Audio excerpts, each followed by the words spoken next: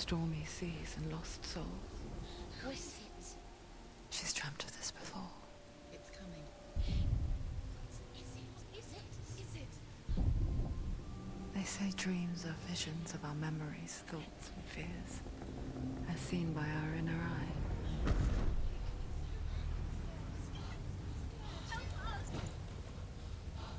What if each one of us is always dreaming, even when awake?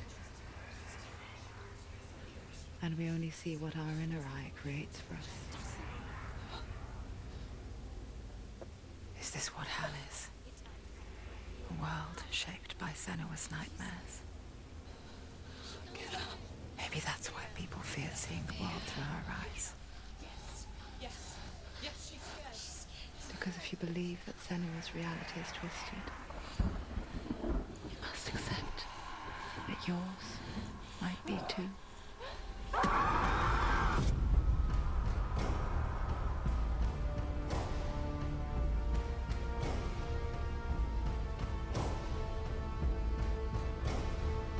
Hellblade: Senua's Sacrifice is a video game about Senua, a Celtic warrior on a vision quest into Viking territory. But what sets our hero Senua apart is that she suffers from severe psychotic mental illness. You know she's getting closer. He can feel her coming closer. She's getting closer. They're watching. The original idea for Hellblade was to create a classic hero's journey, a journey of suffering, but one where the fantasy world is not another planet or alternate universe, but a world that is constructed in Senua's mind. But to do so would mean putting psychotic mental illness at the center of the experience, a subject that is still considered taboo, and a challenge that was both terrifying and exciting in equal measure.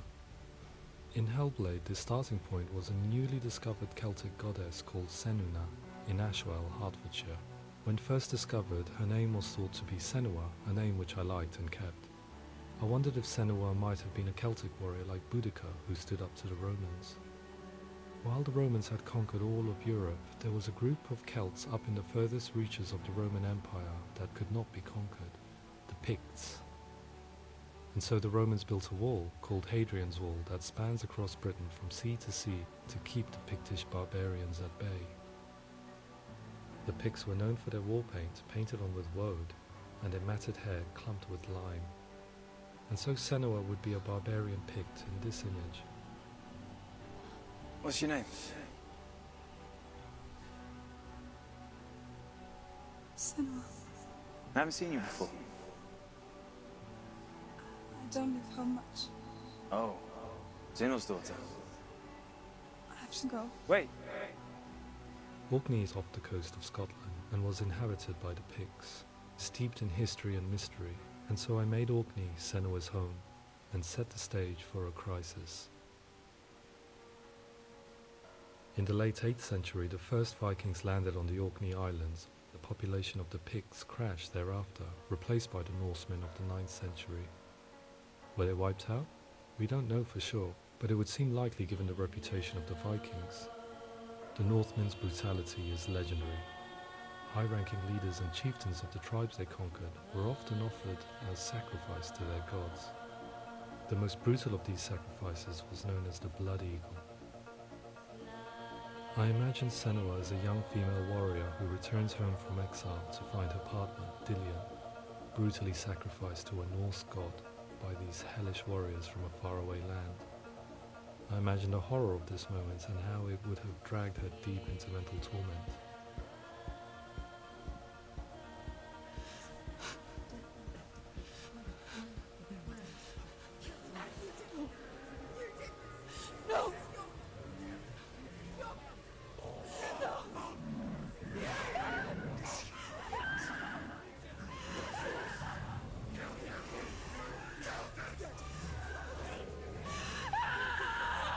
I came to learn that the Celts had a sophisticated and nuanced perspective on the nature of mental disorder. One term they used was Gelt. A Gelt is a man or woman who has been driven mad by a curse, battle trauma, or grief. The Gelt would take to a life in the woods in search of penance, punishment, and purgation. And so Senua became a Gelt, cursed by darkness, looking for redemption in the wilds. Another word the Celts used in reference to mental disorders was truth, meaning fool, or Liar. one who utters the words of God. They tell of the mad sinner who flees battle into exile and takes on a beastly nature, growing feathers on his body. The character called Truth in Hellblade is based on a little-known person called Findan, an 8th century Irish Celt who was captured and enslaved by the Vikings, but eventually escaped to Orkney where he became a monk. I will tell you my stories of hell, if I may walk with you. Upon meeting Senua, it would be his stories that fuel her quest deep into their world of gods. The Northmen say the world will come to an end. The sun will grow black, the earth will sink into the sea, the stars will disappear, fire and water will meet, flames will play against the sky, the heavens and earth and all the world will be burned, all the gods will be dead, and the warriors of Valhalla and people everywhere. Senua, prepare yourself for Ragnarok, for it is nigh. So the stage was set for a new adventure, a journey into the Norse underworld called Hell, a vision quest fueled by madness and myth, a fantasy that was created by Senua's own mind, and one that we would experience through her eyes. This is your mission. This is your quest.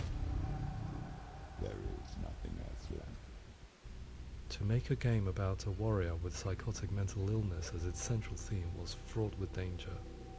Mental illness, such as psychosis, is still taboo and rarely acknowledged in a century of cinema, never mind the new medium of games. Where it does feature, it often conflates psychosis and psychopathy associated with a lack of empathy. It is unfortunate that these two words sound so similar that they are used interchangeably in media. I must admit that I didn't have to look very far to discover my own ignorance of the subject. So we reached out to Paul Fletcher, psychiatrist and professor of health neuroscience at University of Cambridge. Psychosis is a descriptive term, and it refers to having a loss of contact with objective reality. So it's characterized by two main sets of symptoms. One of them is hallucinations, where somebody experiences perceptions when there is no actual objective thing out there to perceive. You're already dead. Who are you? And the other is delusions, where somebody comes to very often bizarre, unpleasant, frightening beliefs when there's no good evidence in favor of them. There's no doubt about it. The source of the darkness is in Helheim. And the goddess Hela holds his soul there. We reached out to Welcome, a biomedical research charity that spends billions on research and awareness programs aimed at improving health. Mental health hasn't always been presented in the media in a way that is particularly helpful. It can be challenging to engage people with the subject matter, and there are a lot of preconceived ideas about mental health, and particularly schizophrenia and psychosis. So we hope our support allows the team to continue to collaborate with Paul Fletcher and with those who have experience of psychosis to create a game that provides a fresh perspective on the condition and allows audiences to engage with it in a way that just wouldn't be possible in any other medium. What started out as a brief consultation convinced me that we were only scratching the surface of an immensely deep and interesting subject that could enrich and change the very nature of the game. That's cool. Thanks so much. Pleasure. Thanks. It's really interesting for me. I'd love to be involved. I think it's fascinating. Our understanding of psychosis is still very much a mystery, and ways of treating it are still primitive compared to physical illness. After all, it is easy to see the pain and suffering caused by physical diseases or physical trauma. It is not so easy to see the mental suffering and trauma of severe mental illness. But what if we could find a way to see it? Games are capable of drawing you in for hours on end, playing the role of a character who is different from you, experiencing their perspective, and actively involving you in a world that functions with a different set of rules.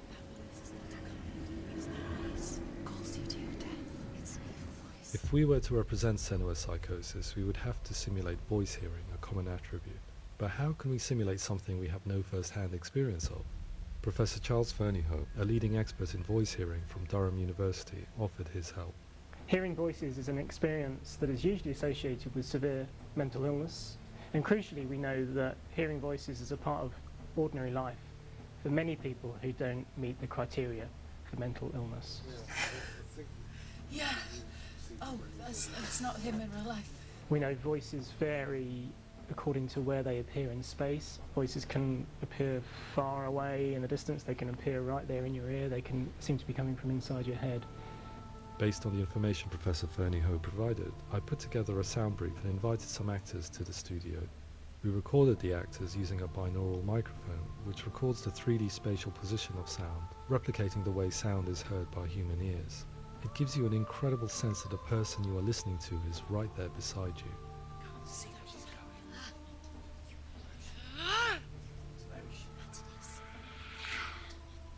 Rachel Waddingham from the Voice Collective came to our studio with 2 young voice heroes to speak to our team. We talked at length about their experiences and they listened to our tests, giving us feedback on how we could improve on it. Everyone hates her. She's cursed. It's very hard to represent what this experience is like, partly because it's such a personal, intense, emotional experience. It's testament to how Ninja Theory have been listening to what the researchers are saying, but also, crucially, listening to the experts by experience. What they've come up with is so compelling. It's by far the best representation I've heard of what these experiences are like.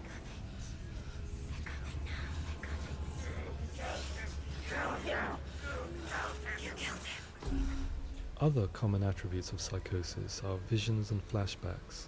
We met with Recovery College East, who work with and care for people recovering from severe mental disorders. A group of service users gave us their first-hand account of what they experience. Sometimes when the vision or what we're seeing is too much, it becomes more difficult until eventually we perhaps don't see anything. The people we spoke to, the stories they told, were fascinating, harrowing and mind-boggling. The reality of what people experienced was vivid, far exceeding what I could possibly have imagined. We went away itching to represent some of these visions and flashbacks in the game. As we all know, my heart is so, love is so far away. Don't you know how I wanna feel deeper? I could never know how you grow, all these days are killing me. Now I see deep in me insanity does unfold. I just wanna feel deeper, deeper. I just wanna feel deeper, deeper.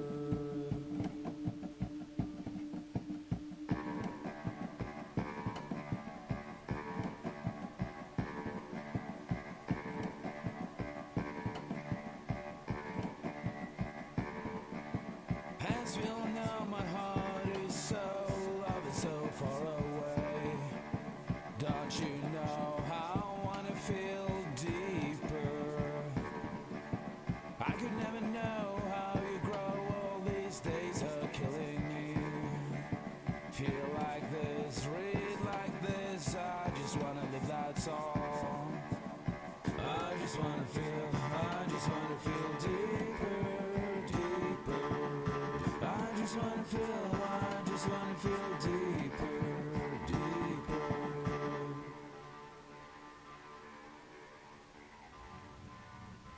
To refine our work, we continue to hold meetings with Recovery College East over the course of a year and a half, showing them what we had achieved so far and refining the in-game representations based on their feedback. With their help, flashbacks, visions and changes in perception were woven into the story and gameplay of Senua. The students that are involved in this project are incredibly excited about being involved. They have described the experience as being important because it values their lived experience and shows that despite what we have been through, all of that experience becomes valid, that actually it's something that we should all be talking about. The experiences described range from beautiful to frightening beyond comprehension. I heard of a girl who has to live with an angry voice screaming at her, slamming on her doors and walls 24 hours a day. I met someone who would often see hanging corpses in a room, so real that she would sometimes try to rescue them. The panic and fear that comes with such visions is entirely understandable, and it can be a living horror for some. Worthless, weak, pathetic. Go on, feel sorry for yourself, because there is no one left to do that for you. I was urged by one fellow that we should not shy away from showing this horror, and so I was perpetually torn in making Hellblade. Had we gone too far with our representations or not far enough? broken and lost. Just like your soul. Come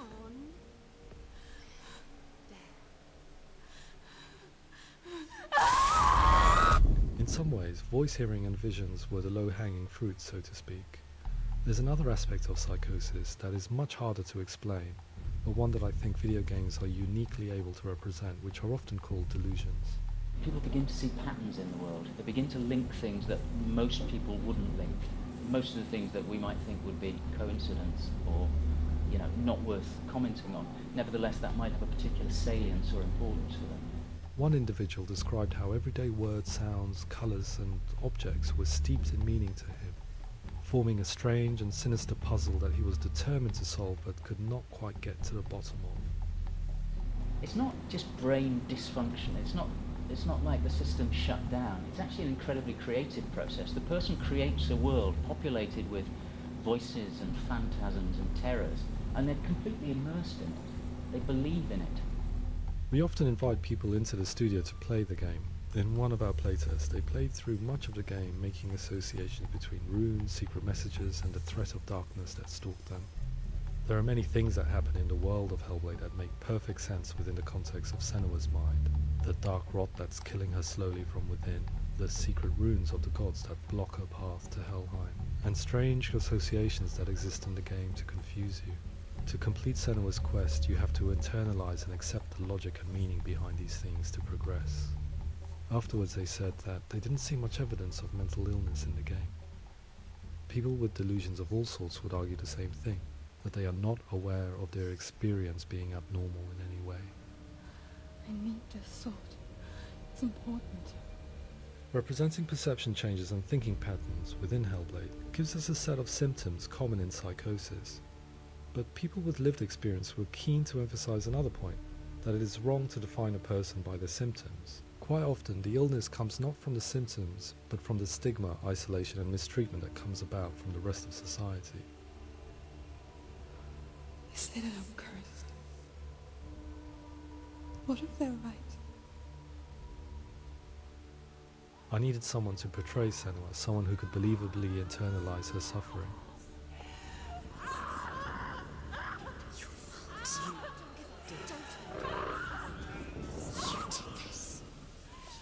Melina Jurgens, our video editor, had been a stand-in for Senua over a few months while we perfected our motion capture techniques. Without realizing it, she had already auditioned for the role, and I knew her well enough to know that I didn't have to teach her to act, but to relive her own internal pain. As often is the case, those who have suffered mental anguish are never far from us.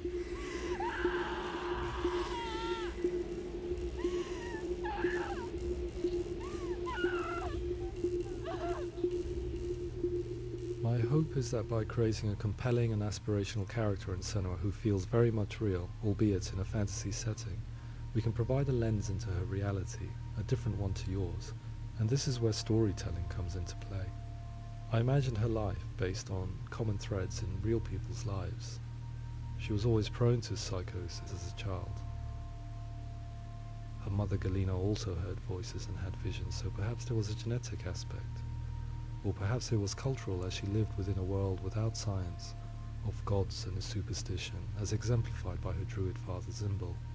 Psychosis developed in her late teens to early 20s and was exacerbated by stigma and isolation at the hands of the clansmen and her father. This darkness. It's spreading. The trauma of seeing her lover Dillian sacrificed tips her over the edge, making her remodel her reality around a concept that connects everything: the darkness. So the question, is what Senua experiences real? Can only be answered by saying, yes, it is real.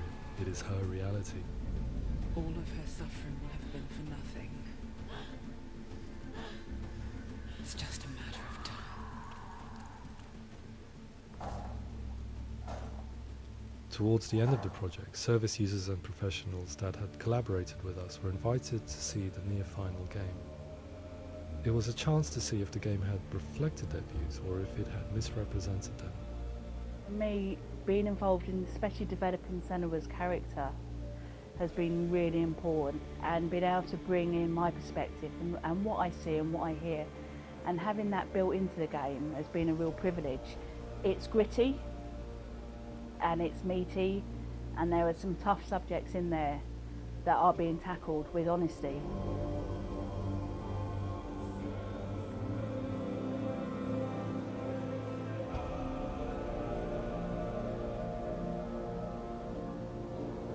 I was blown away by it today, absolutely blown away. It was just fantastic to get the opportunity to use our lived experience in a very creative way. There's nothing tokenistic about the work we've put in. It feels like we've been listened to, things have been taken on board, and I think there was a lot of realism in the game itself, and it feels very authentic.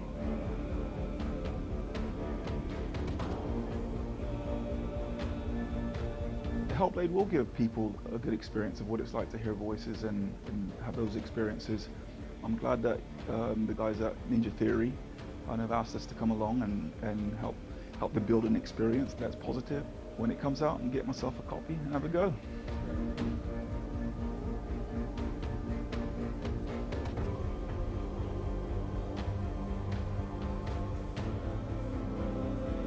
I think all the way through I was really inspired by how the conversations have translated into the game in a way that I think I didn't imagine was possible. So wonderful, really wonderful.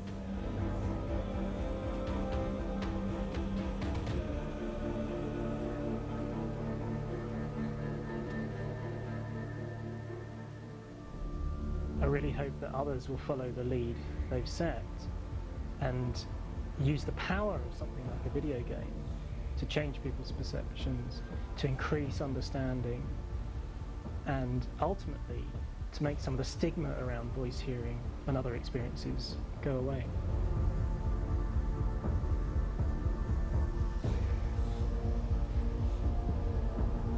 For me, it was really exciting to see something that I explore scientifically being represented so beautifully in a character who's trying to penetrate the mysteries of the environment in which they've been placed, with all of this strange uncertainty and noise and conflicting information that they're getting. I'm very excited by this way of trying to represent mental illness, because I think it actually might be offering us insights that we wouldn't get from pure scientific explorations, and actually giving us quite an empathic view of what it might be like.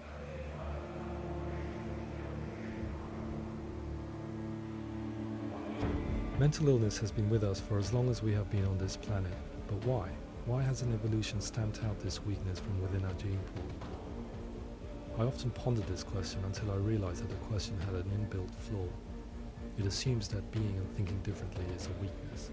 The only reason we have computers, spacecraft, medicine, poetry, art, and yes, even video games is because individuals are able to simulate new abstract realities in their minds and share them with the rest of us. We need people to be willing to see differently in order for us to progress and survive as society. And we need to be open to these new ways of seeing. And it is this spirit that motivated me to create Senua's story and share it with you.